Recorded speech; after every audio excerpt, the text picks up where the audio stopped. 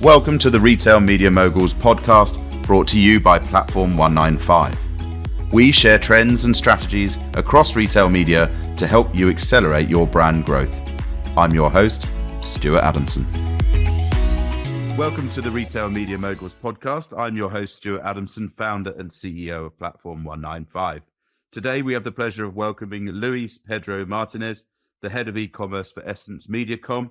With over 15 years of experience in the tech and online media industry, Luis is a seasoned leader known for his strategic vision and expertise in driving growth across key marketplaces like Amazon, Walmart, and beyond. His passion for mentoring young professionals and commitment to empowering diverse talent underscores his dedication to making a positive impact both personally and professionally. Join us as we delve into the world of retail media with Luis, exploring the evolving landscape of omnichannel measurement and uncovering insights that will shape the future of the industry. Welcome to the show, Luis. Thank you, Stuart. A pleasure being here. Look, it's been quite an interesting journey for you. Obviously, we've talked about Amazon and Walmart in there. Why don't you tell us a little bit more about what you do and what you've done? Sure thing. So, I recently joined EssenceMediacom here in the UK, overseeing their e-commerce practice. So very exciting times. Not a lot to talk about right now about that because it's fairly recent, but I'll be basically helping them accelerate their e-commerce services and consultancy and retail media strategies, as well as developing their ecosystem. In that sense, it's very similar, I guess, to what I've been doing in the past 5 years here in the UK. I've been working in the past 3 years. I worked for Jellyfish. Basically, I was tasked to take what a lot of companies will have considered a Google-only shop, basically to becoming one of the largest independent agency partners here on e-commerce with the likes of Amazon, Retail, Citrus Ads, etc. So focus two areas. One is to really develop the ecosystem of partners, basically to work with and enable e-commerce. And the other one is developing all the offers and that Jellyfish had basically around e-commerce that, went from media consultancy to activation. And I think what's, kind of like the hot topic for this year, everything that has to do with omnichannel and measurement. Prior to that, I was working for Amazon here in the UK, leading the Big Six network agency partnerships for, at the time, what was basically search, Amazon search or sponsor ads. So, I basically got shipped from the US, landed, and I had to figure out how to develop, those partnerships with the network agencies here. 5 years ago, the landscape was very different, as you probably know, from what it is like today. Mm-hmm. Early days. Well, I mean, we're still in early days, but really, my work was all about getting, the clients and the partners excited about Amazon as a publisher, right? Today, it's more common to think about it that way, but 5 years ago, people knew that there was something happening, but they couldn't really put a finger on it around the power of retail media. Yeah. And, prior to that, basically, a whole, professional life back in the US where I work for Bing, managing technology tool providers like Sky or Kensho at the time, Marine Software, and those guys. So I've been in, the digital world for a while at this point. So in that Amazon world, mm-hmm. Tell us about that role at that time. You sort of touched on the fact it was some search ads. Did you see it evolve over that period? Yeah. So, during that time at Amazon, it was really cool because if I do a compare and contrast, when I had to basically, quote unquote, sell Bing and sell the dream of Bing in Europe, it was a little complicated, right? Because, as you know, Google is the heavyweight worldwide, and Microsoft has done tremendous work in gaining market share, but still is a distant number two. With Amazon, it's different. Everybody wanted to work with Amazon, right? But, I don't think Amazon knew how to work with agencies, partners at the time, or their ecosystem, because it was all brand new. It came from a very retail-focused world. Advertising was something that was not even discussed necessarily as it is today in their financials. So it was a really interesting world because there was a lot of willingness from agencies to figure out ways to work with Amazon. At the same time, I think Amazon had to learn how to work with those partners, right? So it was a very interesting. I didn't have to sell the dream of working with Amazon, but I really had to figure out the best ways to do that. And that included things like, education, like of the teams, like for them to understand the products, the offerings, what was in there. For agencies, a lot of that also had to do with financial models and business models, right? Because, you come from the same world, that, left pocket, right pocket is not interesting, right? It's about, maximizing, driving incrementality, that kind of thing. And I think then there's a lot of opportunity also around, proof points, case studies, things that will really kind of define what, the opportunity was on Amazon at the time. I think that, for better or for worse, during the pandemic, things accelerated considerably. And, one of the big winners was e-commerce during that time in terms of growth because of, the confinements. But that, all the negative things set aside from that period of time, it was a big accelerator for everybody doing e-commerce because, the world basically became digital, right? And we had to grow and learn and adapt, very quickly to that new digital interaction versus the physical one. So, yeah, I think, if I were to summarize my time at Amazon, I think the first year was all about training, basically getting people excited, getting them to know the platforms. The second year was all about growth. And really, once we set those foundations, it was really about like understanding how you, drove incrementality for the brands and the benefits, right? So they would basically understand how to go beyond, just trade budgets, to really think about things like brand and the impact of what can Amazon do for my brand. And last but not least, I guess the last piece was, about acceleration. So the last year I was at Amazon was really about helping what we call the e-commerce acceleration program. So really, there's retail in retail media, and I always say that, right? Like a lot of it, as you probably know, is a lot of common sense, right? But if you don't have inventory, sometimes you cannot advertise. I bring it down to that very simple explanation that I think makes a lot of sense for people. If you have bad reviews, people won't buy your products, right? So you need to ensure that those things are fine-tuned, right? And that it takes a little bit of time. It's not rocket science, but it takes some time for people to get used to those concepts, especially, if you come from a world that, it's all about just keywords and, the sort of the right targeting strategy. You need that. But in addition to that, you need the retail sauce in order for things to really work. Yes. Yeah. And actually, it's quite a good analogy for how you actually build a retail media business within the retailer, is that education piece and the belief, getting the belief and the stakeholders aligned and agreed, and then demonstrating some success and then growing that. And then once you've got that belief and shown that there's some success and got some growth, then it's really, how do you accelerate it? How do you then scale to create significant revenues, having got that sort of buy-in? It's about building trust at the end of the day, right? I think that's to me, it's the thing about, retail media or retail or e-commerce. It's about that connection with the consumer. It's that digital connection at the end of the day. If you look at what's happening in the industry now, and, I wrote a little piece on LinkedIn last week about retail media in the UK, but this idea of being, the connected consumer, of understanding the customer journey, of building that trust. It's really cool, right? It's very,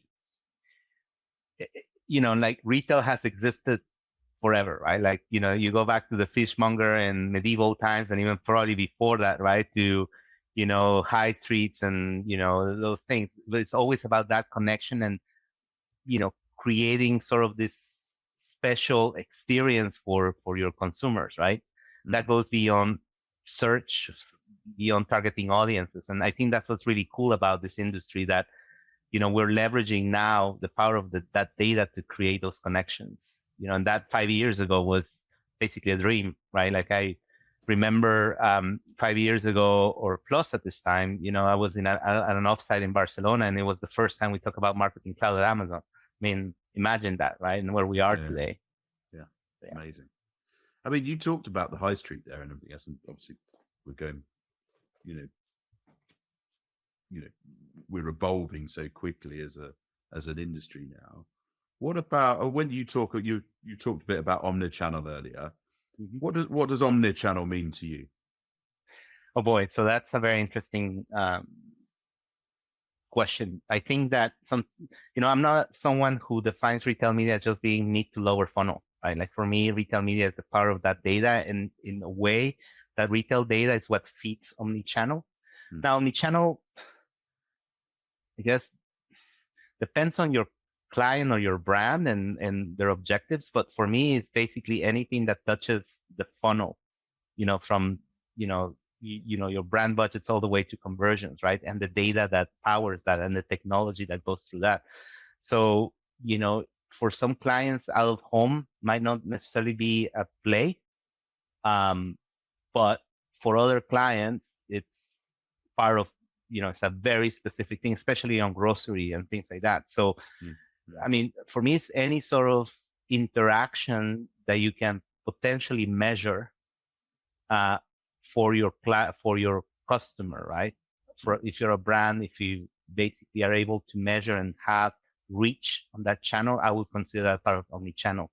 When I was at Jellyfish, omnichannel, in the terms that we were talking to our retail clients, it was very digital. It was all about, bringing your Google, your Facebook, your digital channels together. But, if you think about someone, I don't know, like Dell Computer or, sorry, that's probably a bad example. Let's say Sony, right? Like omnichannel can also means, offline sales or brick and mortar, that kind of thing, depending on where you are. But yeah, I mean, basically, as the definition says, it's anything basically that is omnipresent on your brand experience. And the key for me is how you measure it, how you send the right message at the right time to the right audience, and how you, potentially monetize that or have a specific KPI on that interaction. Yeah. And has your work at Jellyfish largely been on the brand side then, helping brands like Sony, for example, capitalize on retail media? Or have you worked more with the retailers? What's been the balance? So in my experience, it has been more around helping brands basically be present on the specific marketplaces and understanding the strategy of those marketplaces. So the nature of the digital world, the retail media, as you probably know, a big chunk of that has always been Amazon. So, it really helped that I came from that world and I understood, the sort of the structure of Amazon, their goals, their products, their offerings, because I could take that information, basically tailor a solution.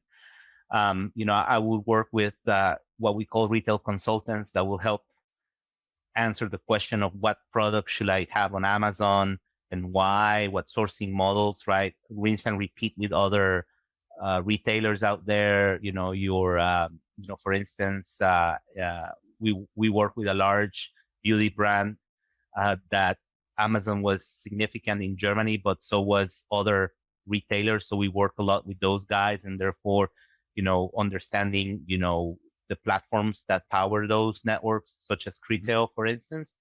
But it was about understanding the category dynamics, what was going on within those categories, understanding what consumers were looking for, et cetera, et cetera. And then you translate that into, in a very simplistic way, the list of products you want to sell, the SKUs or ASINs, whatever you want to call them. And then you need to translate that into a media investment strategy, right? Across the funnel. So that being, things like, specific ad products that you want to use, budgets that you want to use, testing that you want to do, that kind of thing.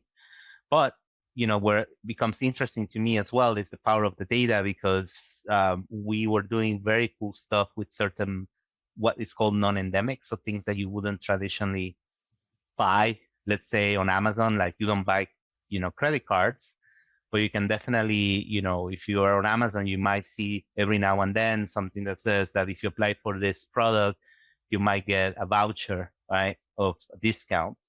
And that might be a credit card, and it's the power of that data, or financial services, automotive, that kind of stuff. So again, like this is where for me, the definition of, omnichannel retail media goes, it's not confined to a potential transaction, but it's more about the power of that audience and the insights that you get. Yeah. And other retailers geared up to helping you with that data? Have you seen that they're really, there's probably some willingness, but are they actually geared up to help you in that scenario? So that's a very good question.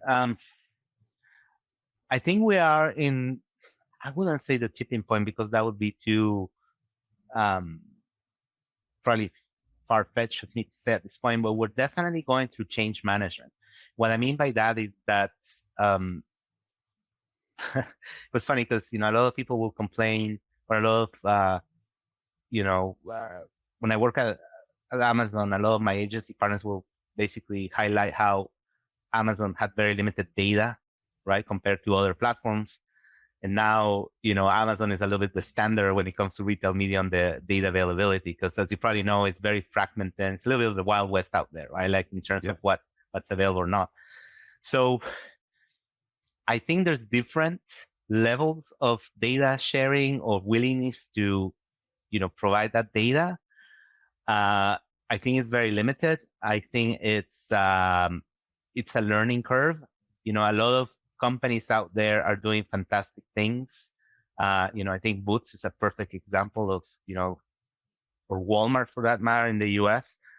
They're either, taking Amazon as a footprint and, emulating similar sort of data availability or ad formats, but not everybody's there, right? So, I think if you look, for instance, in France, Carrefour was kind of, sort of this big excitement about a year ago, and we haven't seen too much progress in terms of what's out there or not out there. There was a very, I'll try to send you a link on this later if you want to put it somewhere, but there was a very good article about, the frustration of not having that data. So to answer your question, it depends on the publisher, or it depends on the retail media network, to be specific. Ideally, what will happen is that, as people start seeing those benefits, they will start to open up more. And I think, in my opinion, it will only take one big retailer or one big grocer to just, expose a little bit more of data that obviously safe and, falls within parameters of confidentiality and safety and all those things, GDPR. But the point is that if someone starts doing that, they will be a lot of people will flock to that data, and I think people will follow. Yeah. In terms of the planning side, then, were you finding that actually most retailers would say, we'll plan the campaign for you, and then they put together the plan, they give it back to you as a brand, as an agency? How much are you able to actually, do the physical planning as an agency when it comes to retail media? I would so much prefer the latter that you mentioned, meaning that was our goal at Jellyfish, or I believe it's the goal at Jellyfish. And certainly something I will push for is that, if they hire agency service, we should be able to do that, have the experts, right? I mean, that's the whole point of having retail media experts, to understand and work with, media strategists, work with, media planners, to really come up with a comprehensive budget. In our case, or in my experience, it's always been us, the ones driving as much as possible, because our clients will be going back to the point of being omnichannel. A lot of our clients will also be working on their Google campaigns, their Facebook campaigns, their TikTok campaigns, their out of home linear streaming, all of that. Some of this stuff will be managed through the companies I work for, and therefore it's very important for us to understand how all of this comes together, right? And it's not siloed. There are instances in which we will have, especially like I mentioned before, in some of those German publishers, they will have teams in-house running their campaigns. Our value add on this will be to validate their strategy or partner with them in defining the right KPIs based on the brand's goals, right? So yeah, I mean, if you're really maximizing what you're doing for an agency, you shouldn't just be like pushing buttons or activating, a plan, and you should be working on that plan, partnering with the right ecosystem and understanding the impact of, your Google campaigns. How do you use those? How do you drive traffic back to the marketplace? Or how do you use the data from that marketplace to, influence, programmatic outside of, marketplaces, that kind of thing. Yeah, I think it's the challenging thing for an agency, isn't it? Because they're so used to doing the planning, is that with a retailer in the retail media space, if you've got a brand, typically that's come from a trade relationship, and the accountability for success of that campaign within a trade relationship has to sit with the retailer. The brand is effectively saying that how to market how to sell products, know how to market. Here's our budget, look after it, you do the plan and then activate that. And if you haven't sold X amount of incremental products, then we're not going to be very happy with you, and you're either not going to get the spend next year, or we're going to reduce it, or whatever it may be. The minute you remove that, and it's obviously it's changing a little bit as consumer budgets come in, and the metrics effectively soften. The KPIs move away from product sales and more into other sort of broader metrics. But still, at the heart within retail, there's a requirement to sell product. Yeah, do you see what I mean? And then, actually, that's where I think around the piece around validation and checking it fits with wider strategy is important, because the brand still doesn't really want to take the accountability away from the retailer, but also the agency has a great value in seeing how that retail media piece fits within the broader consumer campaign, and at the top end of the funnel within the retail media piece, how that fits into the broader consumer campaign. Do you see what I mean? It feels like there's it's an accountability challenge. I think there's a couple of things in that. First of all, you're absolutely right. I do think that there's been an evolution, right, of that. And what I mean by that is that, we talked about that a lot on a Jellyfish around what we will call sort of the digital maturity of the client, right?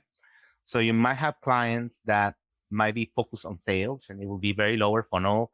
And, those tend to actually just be, here's the budget that we have for trade marketing. And we have clients like this. This is the budget for the year.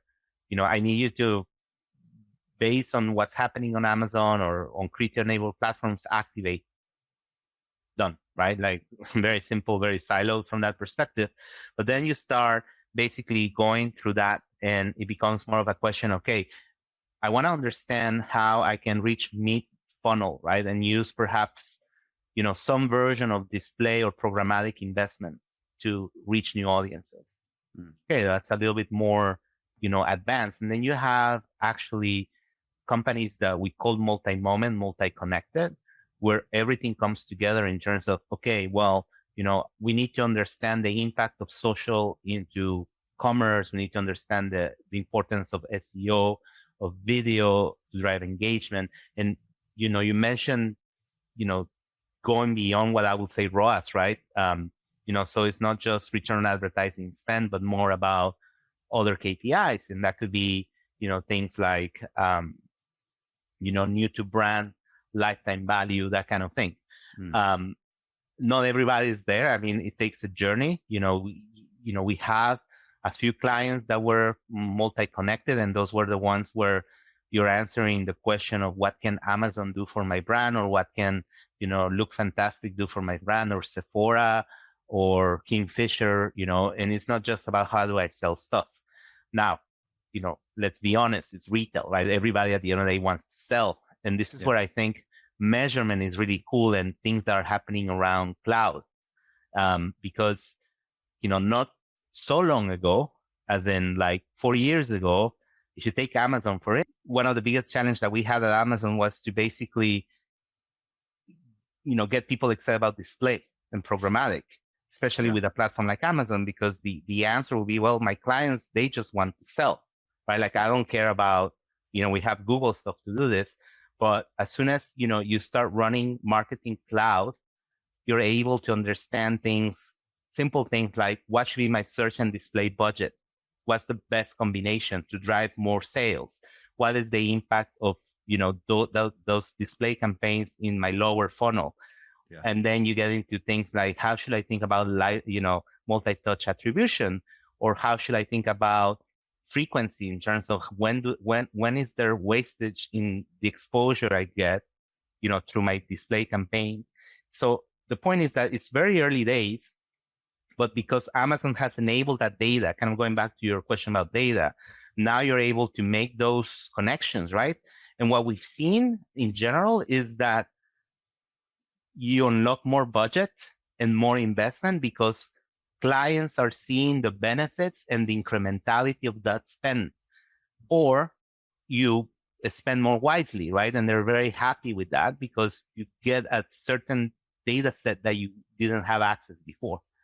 So yes, I think, as things evolve, what you're seeing is that more and more, and those e-commerce budgets will become even bigger in the, in the next years.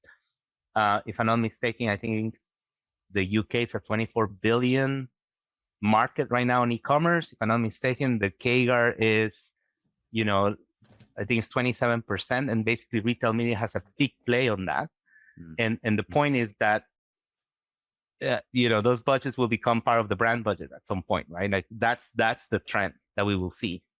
So, and more and more CMOs will be very interested in understanding, what's going on with that investment and how is that affecting my brand. If I was a brand and I was working with retail, what are the measurement tools that you would recommend to me to be using in order to really see that across funnel? Well, I mean, cloud measurement is important. It doesn't necessarily have to be Amazon Marketing Cloud, but obviously if you're using Amazon, yes, do we use that? But, there's other solutions out there like, LiveRamp or Salesforce has some solutions as well. So some way, especially with, a cookieless world that's coming and identity, I think that's super important. I think, attribution models are interesting. It's complicated though, because everybody has their take on that. But, being able to work with a good partner around that is important. But my recommendation is building blocks. It's like you have to have your retail foundations right. And what by that I mean, like, either have in-house experts or work with partners that basically understand retail well, that can guide you through sourcing models, the right KPIs for retail, sales velocity, just making sure that your catalog is humming, right? Like you don't have to have everything in every single marketplace, but you need to understand what to have in which marketplace and what to have if you sell directly to consumers. You need to really understand that data, the distribution channels, all of that stuff. Last mile has to be humming before you even think about advertising. Then the advertising piece, I think, ROAS is important, and obviously you always want to maximize your investment in terms of sales, but it's important also to capture new audiences, right? And to understand, how you bring new eyeballs and new people, how you get them passionate about your products. Equally important is to ensure that those people remain loyal, right? So, if you're a grocery player, right? Work with those guys that have retail media networks. They understand their subscription data, their lifetime value data, repeat purchases, that kind of thing. Because all of that feeds back into the brand. And then this idea of enabling, a eloquent, connected experience for your consumers. So, you have to ensure and you have to enforce that no matter what the interaction is between the different channels in Omnichannel, that you have the right tools to ensure that the experience is the same to the extent that can be. So if you're looking at an Amazon store, that, that presence is very similar to your .com in terms of the branding, the messaging, all of that. You don't want to have like a logo here that's, 5 years old and a new one here, that kind of thing. If you think about what I mentioned before, connected stores, those digital displays that now you have at Tesco's, the QR codes, all of that stuff. Again, like just that reinforcement, right? And being able to measure that is super important online and offline. So having the right set of tools is super important. And most importantly, I think, because not everybody can build like an army of people to do this, is work with the right partner that not only provides the tools, but is able to interpret and even, apply the changes needed. Yeah. So tell me about, I'm going to put you on the spot here, but can you think of any sort of case study or any example of a brand that's really used omnichannel measurement to effectively really, accelerate growth of product sales or brand awareness, depending on which KPI they were looking for? Yeah. I think, one that has done a tremendous job in this is L'Oreal, for sure. They're not, they haven't been a client of mine directly on retail media, but we've seen a lot of the work and the discussions that we've been having with Amazon in terms of how they work and all that. They're open to testing, they're open to measurement, they're open to see the value. And, you just have to go through an Amazon.com case study file to see all the good stuff that has happened on that front. Diageo is another one. They were early adopters of display and they've seen a lot of benefit. They had a lot of cool things going on to drive engagement. So these are, in a way, brands of the future. I would say that, really get that piece of understanding, that experience, that connectivity. At Jellyfish, we have started to work, or they had started to work a lot on that front as well with clients that were 360, right? So bringing that retail part, connected. And I think sort of the tipping point is where people start using that retail data to influence the other channels, right? So yes, I think Danone is a great example of that as well. I was talking to someone who worked there, and he was explaining to me how the center of what they're working on is the retail data, the commerce data, and that's very exciting, right? So it's really it's not the afterthought; it's the central piece to those decisions. Yeah, rather than planning top down, with exactly using the bottom to plan up. Exactly. Very cool. Which is exactly how it should be.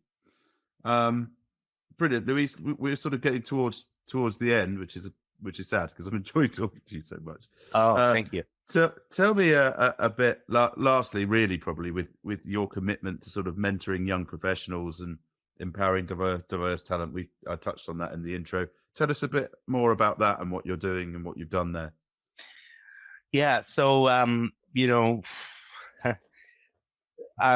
originally from Guatemala in Central America, and when I moved to the U.S., as you probably know, in the United States, there's a large Hispanic population.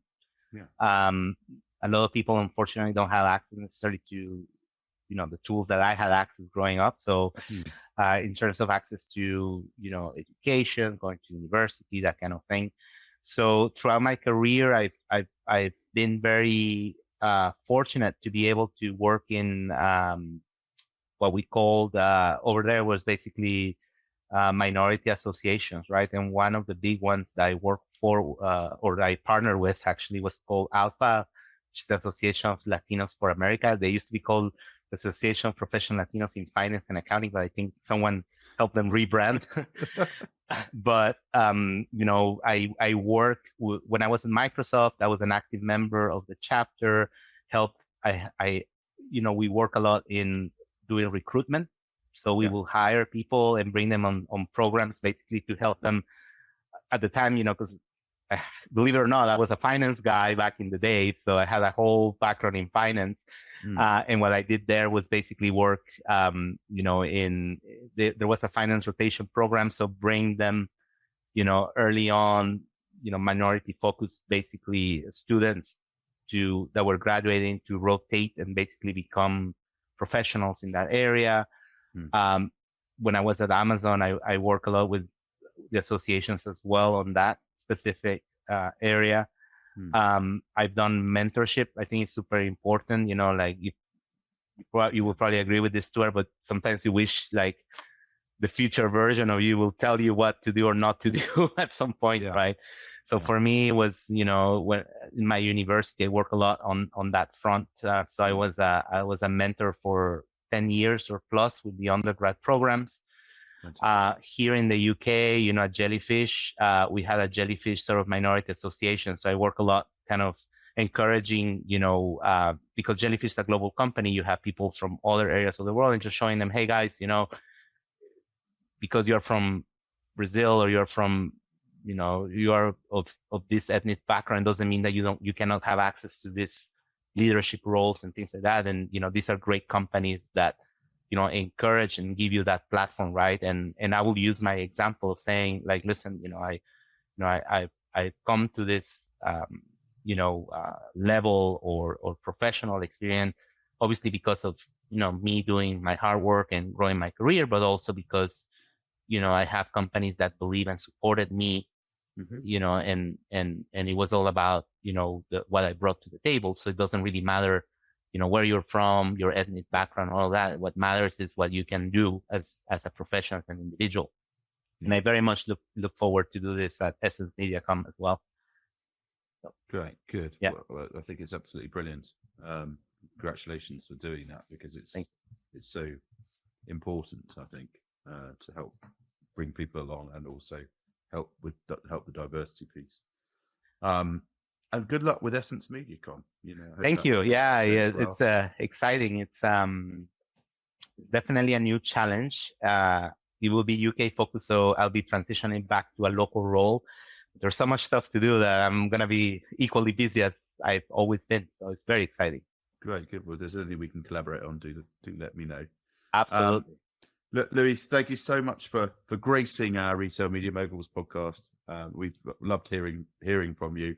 And as always, we'd be thrilled for you to come back at some point in the future, and maybe when you've got your feet under the desk at EssenceMediacom, and we see how even after another sort of 6 months of rapid evolution in retail media, maybe we can chat again and see how it's evolved, and especially that still exciting area of measurement and data and how that's being used to build bottom up from the funnel.